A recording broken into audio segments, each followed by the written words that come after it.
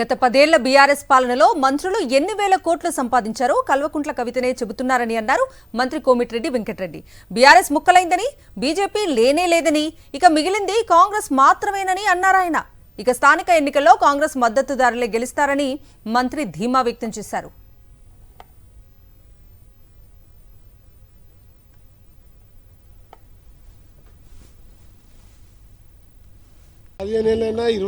Congress party ఉంటుంది.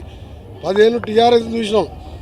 కవిత ఒక్కది చాలు. ఇప్పుడు కవిత ఒక్కొక్క మినిస్టర్ ఎన్ని వేల కోట్లు దోచుకుందో లెక్కలతో సహా చెప్తుంది. కాబట్టి ఇక నేను టీఆర్ఎస్ని విమర్శించుకోదలుచుకోలే. టీఆర్ఎస్ అనేది గతం, ఆ పార్టీ అనేది లేదు. బీజేపీ అయితే మన దగ్గర అసలే లేదు. ఉన్నది ఏకైక పార్టీ కాంగ్రెస్. ఈ 3 ఏళ్ళు, వచ్చే 5 ఏళ్ళు, ఆ తర్వాత 5 ఏళ్ళు ఆ విధంగా అధికారంలో ఉండి ఇందిరమ్మ రాజ్యం, సోనియా గాంధీ రుణం తీసుకుంటాం, తెలంగాణ రాదనుకున్న తెలంగాణ వచ్చింది. కాబట్టి ఇవన్నీ చేస్తాం.